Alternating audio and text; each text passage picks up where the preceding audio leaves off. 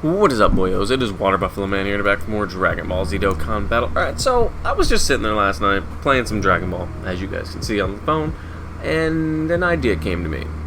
I was thinking, why not, now that the 8th anniversary is wrapping up, there's probably some new players that have just rejoined the game, or not necessarily rejoined, just joined the game, or actually players that have just come back to the game, and maybe not many of them have done Super Battle Road, or really any teams that could run Super Battle Road. So I'm just going to run some random teams that I have, and we'll gradually go ourselves through Super Battle Road. So the first one we're taking on is Extreme AGL, which means you'd have to run it with a Super Tech team. That's how that works. You'd run a team with type advantage. I'm not always going to do no item runs specifically. This one just managed to, I beat it last night, no trouble with no items, so actually we'll just go like this. It's not hard. These events aren't hard anymore, at least not with the teams we have now. So that's why I just thought I'd run it.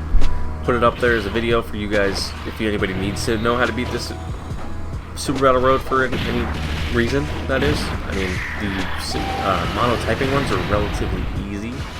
As you can see, 2 mil damage is really almost enough to wipe out one of the 2 enemies. So, like I said, it's not too terribly hard, but it's one of those where there might be some newer players that have some units, but not all the units, and can run a team to take on this event. Like, I'm running a Goku's family team, so I'm just talking over as I'm playing, because this could either be really quick or really long, depends on how I want to stretch it out. So, yeah, we're just be running a Goku's family team. We're running the Bardock lead, because he's a 170 tech with 30% additional to Pure Saiyans. So that's why I decided we'll run him. And we'll also go with we have the Gohan. I'm trying to remember as I'm going, sorry.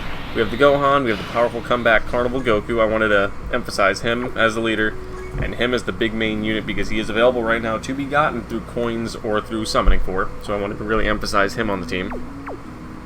And the Bardock is here, like I said, because he's a 170 leader. And the Goku will get 200% from Pure Saiyans. We should take this pretty easy. Yeah, 56k. Because we did run the Ultimate Gohan team thing. But we're not going to transform. There's no reason to. As you can see, we did just barely over 1 mil damage and almost finished him off. Yeah, so like I said, we're just going to be running teams that we could put on and just give you guys ideas of how to beat this event. You don't necessarily need to run the same team I'm running, but you can. You could run teams similar. I also might start doing for some of the harder events, like when it gets to category based, doing the building of the team prior to the actual event, and then starting the event. So, you can see my logic behind building. You probably heard the cat in the background. You can see my logic behind building the team, and then my logic behind going in with the team and running the event. Oh yeah, I also ran World Tournament Goku, and the Goku and Gohan Super Saiyan would-be Kamehameha unit that I have 100% because I pulled like 40 copies. And I also have the 120 lead Tech Super Saiyan 3 Goku, but we probably won't see too much of him. He's not too... The cat's playing with a plastic bag. He's not too great anymore. I mean, he's not terrible, but for this event, he'll do just fine. But for anything else, he's not the greatest tipping unit. You could use him as your leader, realistically, because he does have the EZA, so he does become a 130 unit, which I could have probably ran him as my leader and still beaten the event, but I wanted just to run any team that I came up with, and this was the first team that I thought of was, hey, let's try Goku's family. We're not going to have specifics for any events that we go into, if that makes any sense. It's just going to be random teams. So, like, I don't know what the next typing is. He gets stronger per rainbow, so we'll give him those. And the guy rotated the Gohan off, which I probably should have kept Gohan on, but it's not a huge deal. Hey, this is the Goku that faces us. Cooler. Cool. Took 33 damage. Goku got slightly stronger. 4.91 million. And he might be able to one-shot him right here. Close. But not enough. Yeah, see, he still hits pretty hard, the Super Saiyan 3 Goku, the Angel, but he's not...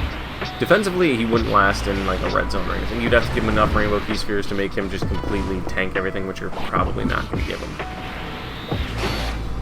And realistically, you should be attacking this from right to left instead of left to right like I'm doing. You always want to start with the weaker opponent. So, in this case, we have Naze on the right, so we'd want to go like this. And then, I can't remember this guy's name right now off the top of my head. And then Salsa. Or Thouser, whichever one you want to call him. And that's the order you'd want to attack them in, from right to left, slowly, so it would make it so you would take less damage because you're taking out the weaker party first. And as you can see, Bardock was able to one-shot him because he was that much weaker. He only did a 2.4 mil crit, and it was enough to finish him off because that's all he had. The main difficult part of Super Battle Road back in the day, and still now, as you can see right there, Goku just finished off that one guy that I can't think of the name of. And now he's going to finish off Bowser. The main problem or difficulty of Super Battle Road back in the day was always just the insane amount of enemies there were, and the fact that they just did damage and didn't take as much damage as they probably could have. Like right here, we got 5 enemies, okay? Prime example, I should be attacking here. Does he look better with him? No, he doesn't. He's just going to get just enough key spheres. Oops, I messed that up. I didn't click over, but I also don't know if this Goku's going to be able to finish off one of these Cell Juniors in a single attack, either. But the good thing is, this Goku's just going to get really, really strong. Okay, yeah, he's definitely finishing off a Cell Junior. Hopefully he does an additional. But yeah, that was always the big thing back in the day. It just was there were so many enemies, and they could all... every one of them could have just super attacked in that front slot. Every single one of them. Which would have probably did over 400k damage, realistically.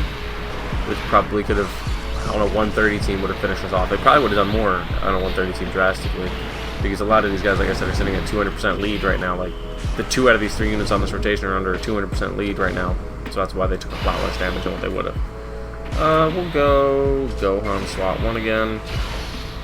And as you can see, we can see they're launching 2 super attacks at the end of the rotation. Which is kind of not nice, because that's going to make it so that the Goku takes 2 supers, but he's going to attack prior, super attack prior, so that should make him just strong enough to be able to take it. Or at least, that would have been my mindset if I wasn't running a 200% team. And yeah, you could be running items on this rotation. You could place an Icarus down, or you could place a, I don't know, a Whis if you really felt the need to, or a healing item that gives you 50% to defense between turns, or the Princess Snake that gives you 30% damage reduction. You could have ran a bunch of different things to just increase your odds of survival, but with, like I said, with the 200% team that I'm running right now, I'm not really too worried. This is more or less just a showcase of a little bit of like how to beat the event and what it really kind of looks like. And that's about it, really. The monotaping Super Battle Roads aren't as difficult anymore. They're slightly longer because they have an additional path. They have 4 instead of the 3. But yeah, so that's how you beat Extreme AGL Super Battle Road versus Extreme AGL. But thank you guys for watching, and I'll see you guys next time.